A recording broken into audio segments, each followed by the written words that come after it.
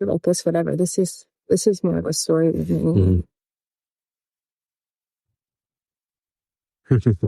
Okay, so it is more of a story, but we were in pretty deep wilderness, an area where we have no service in the backcountry north of Sudbury, and we had very, very hot, humid days. And then we come out to our base camp, and the first night that we're out here, we all saw like lightning at night, throughout the night. So that witnessing that brought up a lot of questions just to begin with.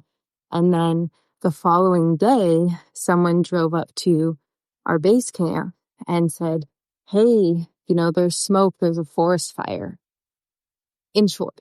And so here we are, no service. We don't know anything about this forest fire. We did smell it here and there. We did Bless the first day. Bless the first day, yeah. But then what did we do? I mean, that was the big question. Do you want to share anything to build up the story about then what did we do? Well, we went to the river, which is our closest water source on this trip. And Dariya smoked, and I thought it was probably campers on the other side of the river somewhere, camped out before they head back, because there is a backcountry hike for Ontario's highest point. So on the weekend, there's quite a bit of traffic here.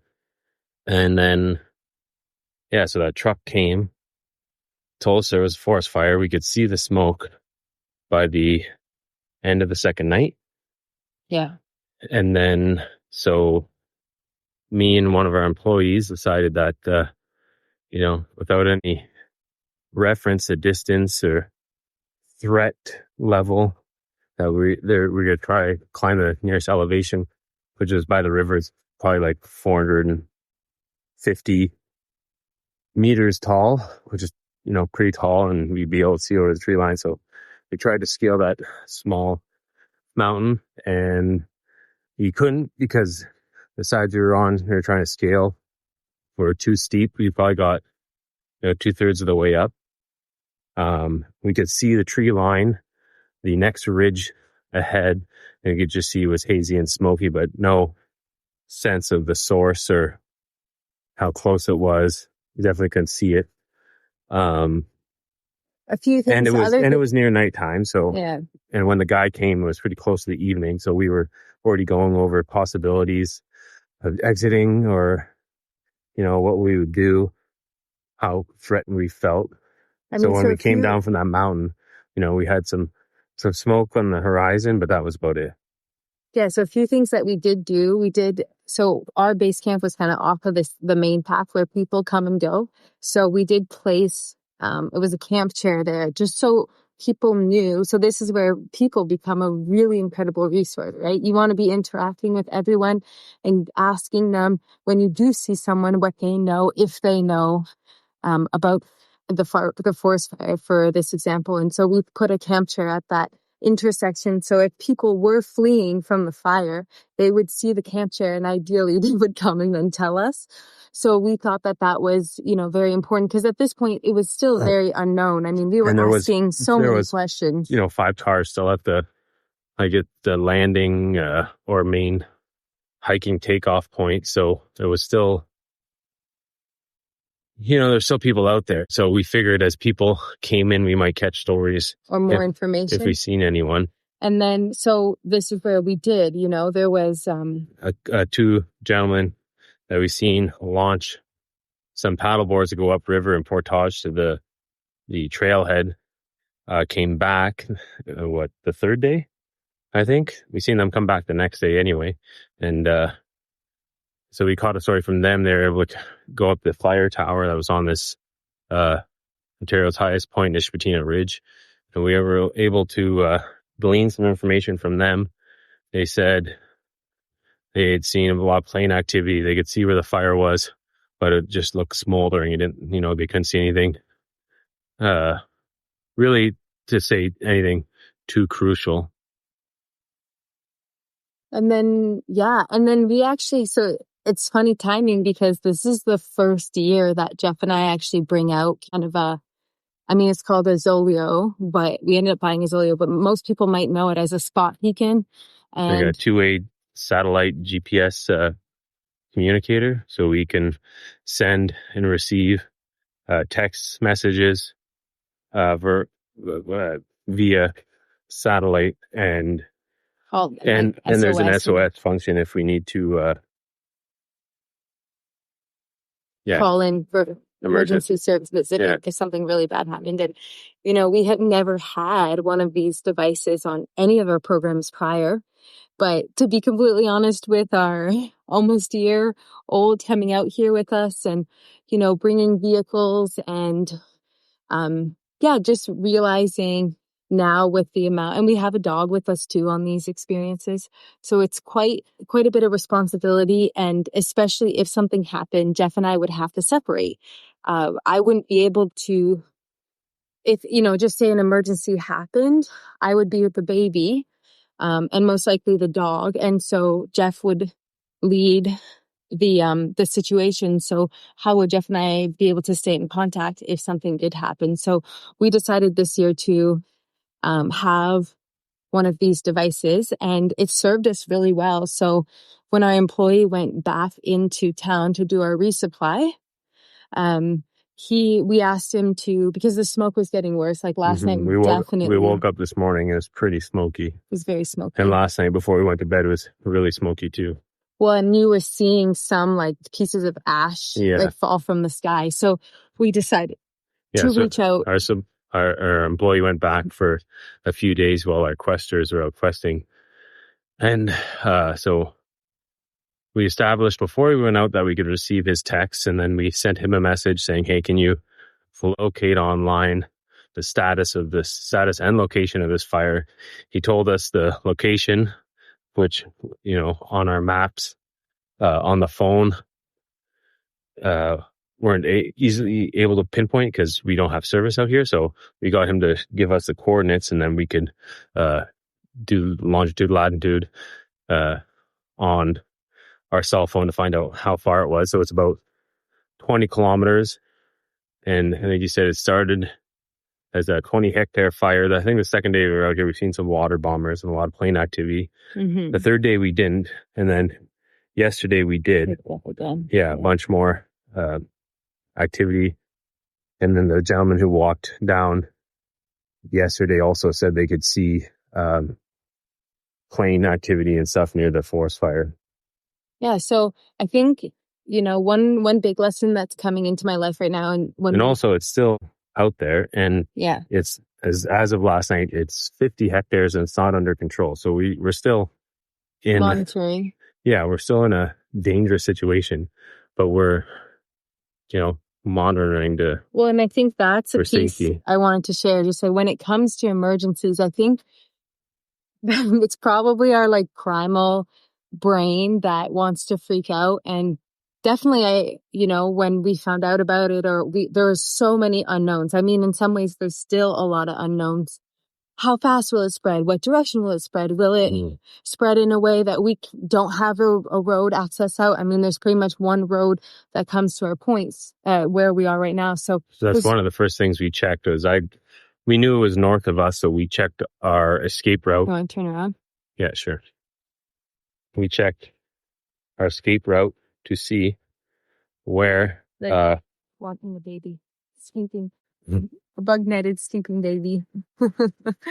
We checked our escape route to make sure that if there was a fire, and even if it came on a certain side, okay, this is where the river is. It's near the road, but the road is still enough that we can get out if we have to. But I think, what I wanted to share was in emergencies, generally speaking, so like if you're aware, so we picked up on these cues actually from the moment we saw the lightning. I had said something like, oh, this is like dry lightning. Storm at night. There's no, I was like, I called it dry lightning. And then I said, that's probably how forest fires start. Yeah. So because it was super hot and humid for like a week, like 34, 35, hot, humid for like a week straight by the time we got out here.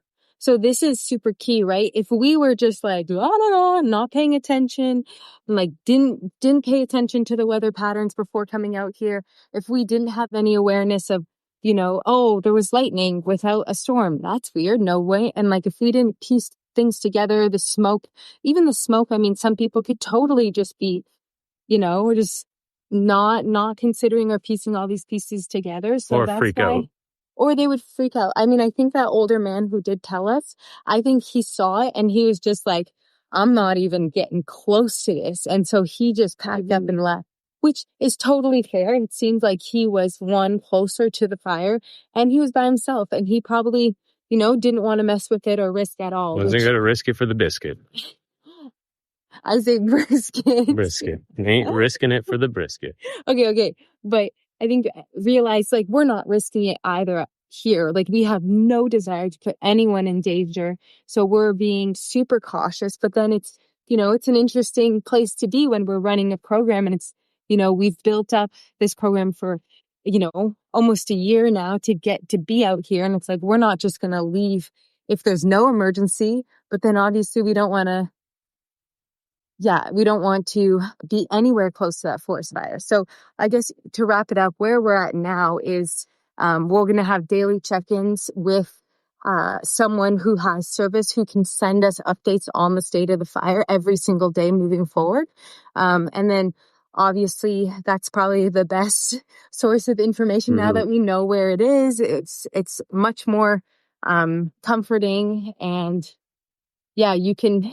I think that the unknown piece was definitely what was the hardest when it comes to a forest fire because we didn't know anything. And like if the wind's not blowing when's the in time a to certain... just pack up and run, Well, and also if the wind's not blowing in your direction, how would you even pick up on it? So we thought it was put out.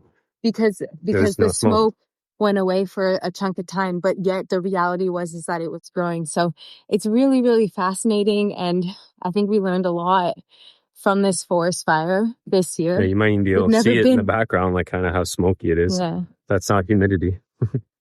So, and do you want to wrap it up with anything? No, we're going to keep monitoring it, I guess. And just being aware, tapping into our senses to know when is it time to take off and not being stubborn but also not freaking out. But also, is the smoke a threat? Does it get too smoky where we say, okay, guys, like we're worried about your breathing ability and we don't want anyone to get, sick or have, lung damage. If it gets too smoky, it might not even be the fire that sends us home. It could be just the smoke and visibility. Well, maybe we can end with our 2 forest fire stories too. So my forest fire story, the only other time in my life that I was close to forest fires when I was hiking the Pacific Crest Trail. And I had zero device. I didn't even have a cell phone at that point or any type of like satellite thing. So I was hiking and the first thing that we picked up on was the smoke and it was getting so smoky because we were in a valley. So imagine like 2 mountains. We were in that valley where the smoke was really gathering and that's where the forest fire was in that valley. And so again, humans, resource share, talk to people. We ended up talking to other hikers and quickly we realized, okay, the fire's in that valley. And we ended up covering. So I didn't have like a mask or anything like that, but I had a handkerchief. So I had made myself kind of a face cover. And I remember soaking it in water and then we just booked it. So like I said, we were at the valley and we booked it. We hiked until we got over the crest of that mountain. And then slept the night there. I mean, obviously we were still on edge. We were pretty close to it. And then we just kept hiking and, actually, and I can't remember the name of that forest fire, but it was a very, very big one. And some people did die and, a small community did get burned down. This was in Southern California. And you want to share yours, which was actually in this area? So I was near Selwood or Miltonette, area. In Cape Rawle, we're going down, believe, was it Vermilion River? And me and my cousin in a 2-person kayak were going down this river for the day. So 2 of us, nothing crazy. It wasn't a raging river. It was a really chill, kind of lazy river. A lot of times we'd have to get up and walk over some rocks and stuff. But I'd say 2/3 of our day go by and we're going down, and this river opens up to big ponds and like little miniature lakes, and then closes back up to the river. So we get to a spot and like, oh wow, it smells like a campfire, and kind of near the highway of where this river is. Sometimes near the road, people go and camp out. So I assume just, okay, people are camping. And as we're getting close, I'm like, oh shit, like maybe someone burnt a tire. Like it's getting really like smoky and bad. And then we keep going, and then it's like, okay, and now we're on this larger part of the water where it drops into a little pond, miniature lake, or what you want to call it. And there's smoke all over it. It's like, holy geez, like this is bad. Like, and then it gets back to a small part of the river. And as we're going, we're paddling past a forest fire. So we get ahead of it wind-wise because we were downwind. So we were getting all the smoke. So we get to it. We can see the forest on fire as we're in the water. So we get out, get onto the rock, and then luckily we had our phones. So we were able to call it in. So we were literally standing beside this forest fire as it's, we're on the edge, but we're still essentially inside of this forest fire on the water, watching it, as it happens. And just to see, trees like these jack pines back here, these tall pines with old man's beard on them, and how fast they go. I'm not kidding. A fire would get to one of these jack pines or, any type of evergreen, and it would light everything up like just imagine like the outside of a cigarette burning. Like it went up, burned all the green, that went up right away. And then as it sucked air from the bottom of the trunk, as all the pine needles and stuff, the branches, the old man's beard, as you can imagine, as that all burns up, it, like you could hear it like a rocket. Like it started to make noise, like a torch, because it was just, and we could see it, because as it all started to light, it first would light up, and then it's like, oh, it's all burning, and then it would suck air from the bottom. As it was sucking air from the bottom, it was like feeding it, like super feeding it, like a oxygen torch, and it was going like a rocket. You could hear the vibration coming from the trees, and then we could see the blueberry bushes and the grasses. Like the wind would blow, and the fire would be right here, and like a grassy berry patch, like all shrubs that are short to the ground, and the wind would blow, and then all of a sudden it would like move like 2-3 feet, and then it would stop and linger, and then the wind would blow, and it would burn another 2-3 feet of grasses or shrubs or blueberry bushes and stuff like that. So yeah, and then we called it in. We kind of were little shits, and we were throwing sticks in there and stuff, and just being dumb as we were watching the fire burn. And then we went to the water to be safe. We were waiting there. And then the helicopter came overhead. I don't know, 10-20 minutes after we made the phone call to 911 and kind of explained where we were. The helicopter was maybe, 50 feet over our head.